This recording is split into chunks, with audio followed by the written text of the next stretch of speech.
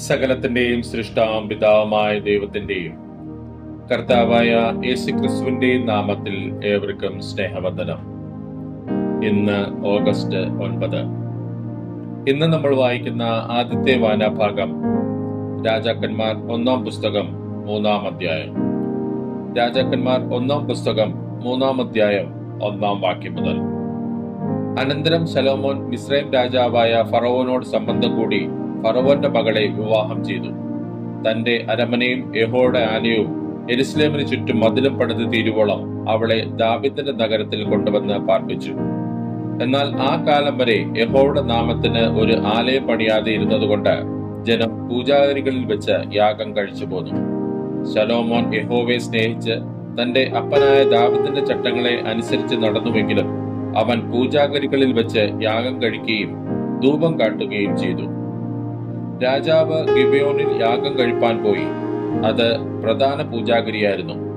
അവിടുത്തെ യാഗപീഠത്തിന്മേൽ ശലോമോൻ 1000 ഹോമയാഗം അർപ്പിച്ചു. ഗിബെയോനിൽ വെച്ച് യഹോവ രാത്രിയിൽ ശലോമോന് സ്വപ്നത്തിൽ പ്രത്യക്ഷനായി.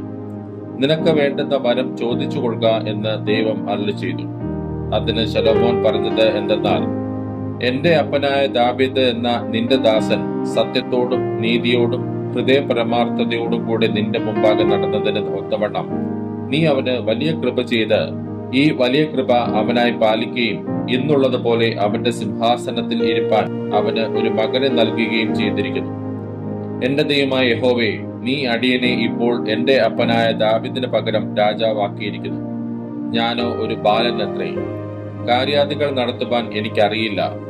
നീ തിരഞ്ഞെടുത്തതും പെരുപ്പം നിമിത്തം എണ്ണവും കണക്കുമില്ലാത്തതുമായി വലിയൊരു മഹാജാതിയായ നിന്റെ ജനത്തിന്റെ മധ്യേ അടിയൻ ഇരിക്കുന്നു.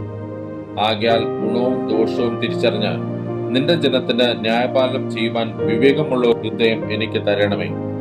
അതുകൂടാതെ നിന്റെ ഈ വലിയ ജനത്തിന് ന്യായപാലനം ചെയ്യുവാൻ ആർക്ക് കഴിയും? ശലോമോൻ ഈ കാര്യം ചോദിച്ചത് കർത്താവിന് പ്രസാദമായി. ദൈവം അവനോട് അരുളി ചെയ്തത് എന്തെന്നാൽ, നീ ദീർഘായുസോ സമ്പത്തോ ശത്രു സംഹാരമോ ഒന്നും അപേക്ഷിക്കാതെ ന്യായപാലനത്തിനുള്ള വിവേകം എന്ന ഈ കാര്യം മാത്രം അപേക്ഷിച്ചതുകൊണ്ട് ഞാൻ നിന്റെ അപേക്ഷ പ്രകാരം ചെയ്തിരിക്കുന്നു. ജ്ഞാനോ വിവേകവുമുള്ള ഹൃദയം ഞാൻ നിനക്ക് തന്നിരിക്കുന്നു. നിനക്ക് സമനായവൻ നിനക്ക് മുമ്പ് ഉണ്ടായിട്ടില്ല.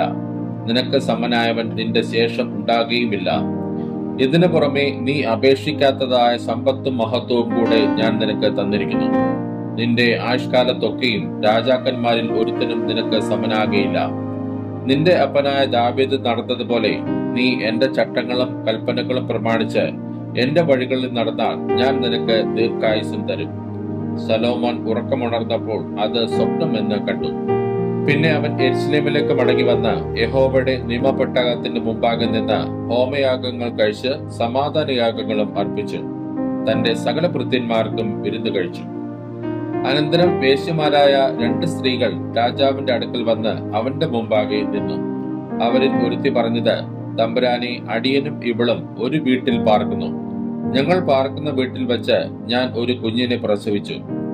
ഞാൻ പ്രസവിച്ചതിന്റെ 3-ാം ദിവസം ഇവളും പ്രസവിച്ചു. ഞങ്ങൾ ഒന്നിച്ചായിരുന്നു. ഞങ്ങൾ 2 പേരുമൊഴികെ ആ വീട്ടിൽ മറ്റാരും ഞങ്ങളോടുകൂടെ ഉണ്ടായിരുന്നില്ല. എന്നാൽ രാത്രി ഇവൾ തന്റെ മകന്റെ മേൽ കിടന്നുപോയത് കൊണ്ട് അവൻ മരിച്ചുപോയി. അവൾ അർദ്ധരാത്രി എഴുന്നേറ്റ് അടിയൻ ഉറങ്ങുന്ന സമയം അടിയന്റെ അരികെ നിന്ന് അടിയന്റെ മകനെ എടുത്ത് അവളുടെ പള്ളക്കിലും അവളുടെ മരിച്ച മകനെ അടിയന്റെ പള്ളക്കിലും കിടത്തി. രാവിലെ കുഞ്ഞിന് മുല കൊടുപ്പാൻ അടിയൻ എഴുന്നേറ്റപ്പോൾ അത് മരിച്ചിരിക്കുന്നത് കണ്ടു. വെളിച്ചമായ ശേഷം അടിയൻ സൂക്ഷിച്ചു നോക്കിയാറേ അത് അടിയൻ പ്രസവിച്ച കുഞ്ഞല്ല. അതിന് മറ്റേ സ്ത്രീ, അങ്ങനെയല്ല, ജീവനുള്ളത് എന്റെ കുഞ്ഞ്, മരിച്ചത് നിന്റെ കുഞ്ഞ് എന്ന് പറഞ്ഞു. ഇവളോ, മരിച്ചത് നിന്റെ കുഞ്ഞ്, ജീവനുള്ളത് എന്റെ കുഞ്ഞ് എന്ന് പറഞ്ഞു. ഇങ്ങനെ അവർ രാജാവിന്റെ മുമ്പാകെ തമ്മിൽ വാദിച്ചു. അപ്പോൾ രാജാവ് കൽപ്പിച്ചത്, ജീവനുള്ളത് എന്റെ കുഞ്ഞ്, മരിച്ചത് നിന്റെ കുഞ്ഞ് എന്ന് ഇവൾ പറയുന്നു. അങ്ങനെയല്ല, മരിച്ചത് നിന്റെ കുഞ്ഞ്, ജീവനുള്ളത് എന്റെ കുഞ്ഞ് എന്ന് മറ്റേവൾ പറയുന്നു. ഒരു വാൾ കൊണ്ടുവരുവിൻ എന്ന് രാജാവ് കൽപ്പിച്ചു. അവർ ഒരു വാൾ രാജസന്നിധിയിൽ കൊണ്ടുവന്നു. അപ്പോൾ രാജാവ് ജീവനുള്ള കുഞ്ഞിനെ 2ആയി പിളർന്ന് പാതി ഒരുത്തിക്കും പാതി മറ്റേവൾക്കും കൊടുപ്പിൻ എന്ന് കൽപ്പിച്ചു.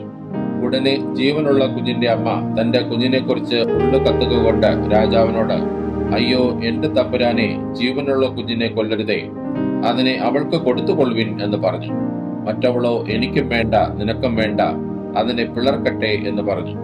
അപ്പോൾ രാജാവ്, ജീവനുള്ള കുഞ്ഞിനെ കൊല്ലരുത്, അവൾക്ക് കൊടുപ്പിൻ, അവൾ തന്നെ അതിന്റെ തള്ള എന്ന് കൽപ്പിച്ചു. രാജാവ് കൽപ്പിച്ച വിധി ഇസ്രായേൽ ഒക്കെയും കേട്ടു. ന്യായപാലനം ചെയ്യുവാൻ ദൈവത്തിന്റെ ജ്ഞാനം രാജാവിന്റെ ഉള്ളിലുണ്ട് എന്ന് കണ്ട് അവനെ ഭയപ്പെട്ടു.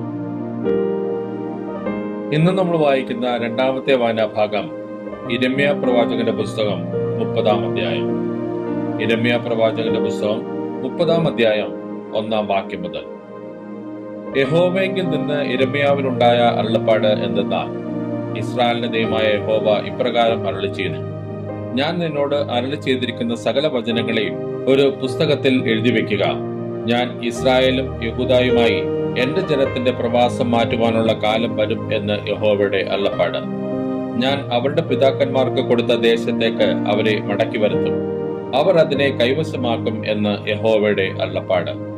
യഹോവ ഇസ്രായേലിനെയും യഹൂദായെയും കുറിച്ച് അരുളി ചെയ്ത വചനങ്ങളാവിത്. യഹോവ ഇപ്രകാരം അരുളി ചെയ്യുന്നു: നാം നടുക്കത്തിന്റെ മുഴക്കം കേട്ടിരിക്കുന്നു, സമാധാനമല്ല, ഭയം അത്രയുള്ളത്. പുരുഷൻ പ്രസവിക്കുമാറുണ്ടോ എന്ന് ചോദിച്ചു നോക്കുവിൻ. ഏതു പുരുഷനും നോവ് കിട്ടിയ സ്ത്രീയെ പോലെ കൈ നടുവിന് കൊടുത്തിരിക്കുന്നതും ഏതു മുഖവും വിളറിയിരിക്കുന്നതും ഞാൻ കാണുന്നത് എന്ത്? ആ നാൾ പോലെ വേറെ ഇല്ലാതെ വണ്ണം അത് വലുതായിരിക്കുന്നു കഷ്ടം. അത് യാക്കോബിന് കഷ്ടകാലം തന്നെ, എങ്കിലും അവൻ അതിൽ നിന്ന് രക്ഷിക്കപ്പെടും. അന്ന് ഞാൻ അവന്റെ നുകം നിന്റെ കഴുത്തിൽ നിന്ന് ഒടിച്ച് ബന്ധനങ്ങളെ അറുത്തു കളയും. അന്യന്മാർ ഇനി അവനെ കൊണ്ട് സേവ ചെയ്യിക്കുകയില്ല എന്ന് സൈന്യങ്ങളുടെ യഹോവയുടെ അരുളപ്പാട്. അവർ തങ്ങളുടെ ദൈവമായ യഹോവയെയും ഞാൻ അവർക്ക് എഴുന്നേൽപ്പിപ്പാനുള്ള രാജാവായ ദാവീദിനെയും സേവിക്കും.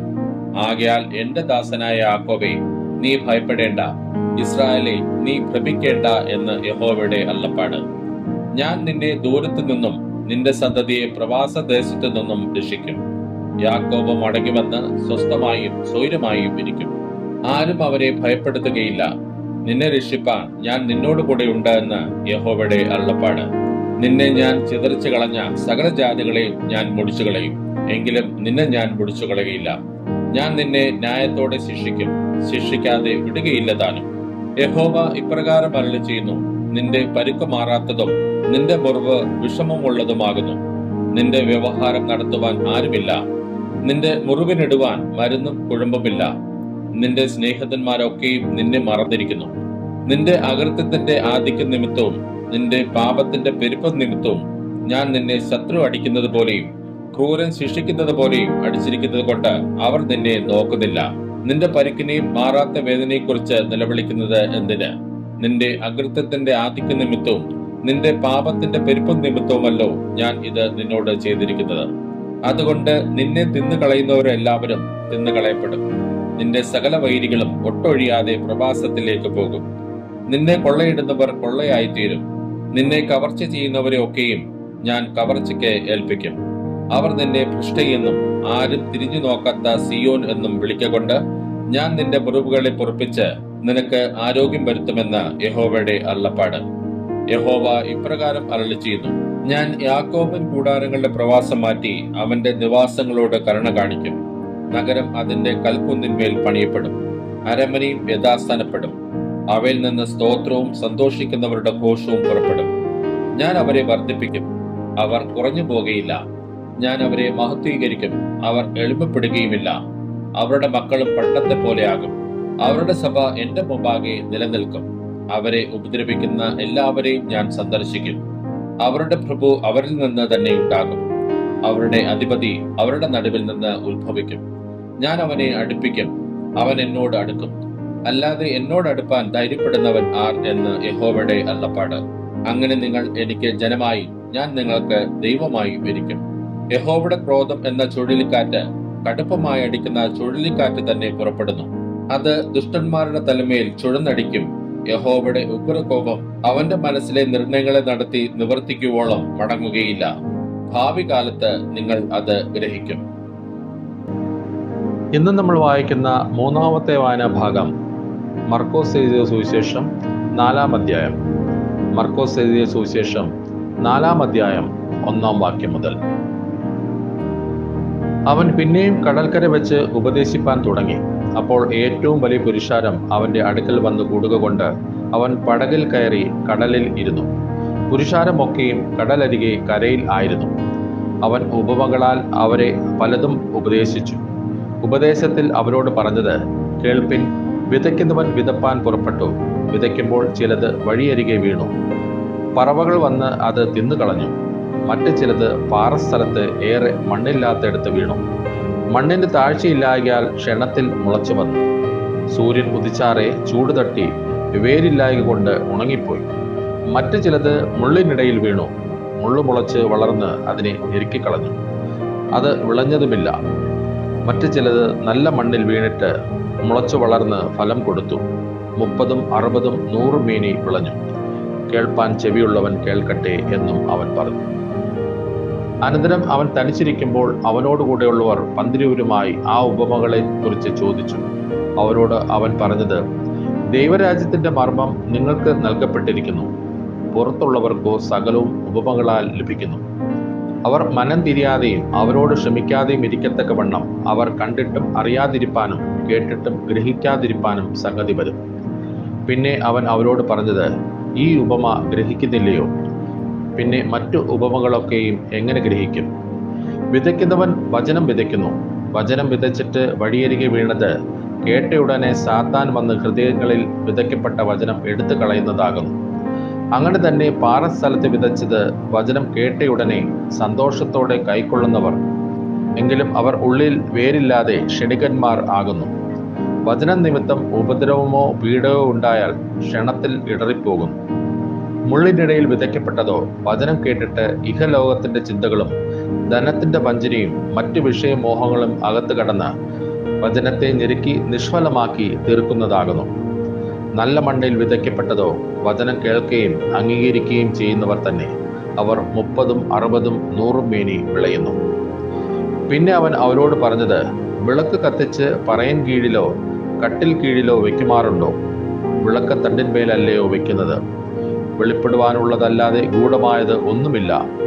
വെളിച്ചത്ത് വരുവാനുള്ളതല്ലാതെ മറവായത് ഒന്നുമില്ല. കേൾപ്പാൻ ചെവിയുള്ളവൻ കേൾക്കട്ടെ. നിങ്ങൾ കേൾക്കുന്നത് എന്ത് എന്ന് സൂക്ഷിച്ചുകൊള്ളുവിൻ. നിങ്ങൾ അളക്കുന്ന അളവ് കൊണ്ട് നിങ്ങൾക്കും അളന്നു കിട്ടും, അധികമായും കിട്ടും. ഉള്ളവന് കൊടുക്കും, ഇല്ലാത്തവനോടോ ഉള്ളതും കൂടെ എടുത്തു കളയും എന്നും അവൻ അവരോട് പറഞ്ഞു. പിന്നെ അവൻ പറഞ്ഞത്, ദൈവരാജ്യം ഒരു മനുഷ്യൻ മണ്ണിൽ വിത്ത് എറിഞ്ഞ ശേഷം രാവും പകലും ഉറങ്ങിയും എഴുന്നേറ്റും ഇരിക്കെ അവൻ അറിയാതെ വിത്ത് മുളച്ച് വളരുന്നത് പോലെയാകുന്നു. ഭൂമി സ്വയമായി മുമ്പേ ഞാറും പിന്നെ കതിരും പിന്നെ കതിരിൽ നിറഞ്ഞ മണിയും ഇങ്ങനെ വിളയുന്നു. ധാന്യം വിളയുമ്പോൾ കൊയ്ത്തായതുകൊണ്ട് അവൻ ഉടനെ അരിവാൾ വയ്ക്കുന്നു. പിന്നെ അവൻ പറഞ്ഞത്, ദൈവരാജ്യത്തെ എങ്ങനെ ഉപമിക്കേണ്ടു? ഏത് ഉപമയാൽ അതിനെ വർണ്ണിക്കേണ്ടു? അത് കടുകുമണിയോട് സദൃശം. അതിനെ മണ്ണിൽ വിതയ്ക്കുമ്പോൾ ഭൂമിയിലെ എല്ലാ വിത്തിലും ചെറിയത്, എങ്കിലും വിതച്ച ശേഷം വളർന്ന് സകല സസ്യങ്ങളിലും വലുതായി തീർന്ന് ആകാശത്തിലെ പക്ഷികൾ അതിൻ്റെ നിഴലിൽ വസിപ്പാൻ തക്കവണ്ണം വലുതായ കൊമ്പുകളെ വിടുന്നു. അവൻ ഇങ്ങനെ പല ഉപമകളാൽ അവർക്ക് കേൾപ്പാൻ കഴിയും പോലെ അവരോട് വചനം പറഞ്ഞു പോന്നു. ഉപമ കൂടാതെ അവരോട് ഒന്നും പറഞ്ഞതുമില്ല. തനിച്ചിരിക്കുമ്പോൾ അവൻ ശിഷ്യന്മാരോട് സകലവും വ്യാഖ്യാനിക്കും. അന്ന് സന്ധ്യ ആയപ്പോൾ നാം അക്കരയ്ക്ക് പോക എന്ന് അവൻ അവരോട് പറഞ്ഞു. അവർ പുരുഷാരത്തെ വിട്ട് താൻ പടകിൽ ഇരുന്ന പാടെ അവനെ കൊണ്ടുപോയി. മറ്റ് ചെറു പടകുകളും കൂടെ ഉണ്ടായിരുന്നു. അപ്പോൾ വലിയ ചുഴലിക്കാറ്റ് ഉണ്ടായി. പടകിൽ തിര തള്ളിക്കയറുക കൊണ്ട് അത് മുങ്ങുമാറായി. അവൻ അമരത്ത് തലയണ വെച്ച് ഉറങ്ങുകയായിരുന്നു. അവർ അവനെ ഉണർത്തി, ഗുരു, ഞങ്ങൾ നശിച്ചു പോകുന്നതിൽ നിനക്ക് വിചാരമില്ലയോ എന്ന് പറഞ്ഞു. അവൻ എഴുന്നേറ്റ് കാറ്റിനെ ശാസിച്ചു, കടലിനോട് അടങ്ങുക എന്ന് പറഞ്ഞു. കാറ്റമർന്നു, വലിയ ശാന്തത ഉണ്ടായി. പിന്നെ അവൻ അവരോട്, നിങ്ങൾ ഇങ്ങനെ ഭീരുക്കൾ ആകുവാൻ എന്ത്? നിങ്ങൾക്ക് ഇപ്പോഴും വിശ്വാസമില്ലയോ എന്ന് പറഞ്ഞു. അവർ വളരെ ഭയപ്പെട്ടു.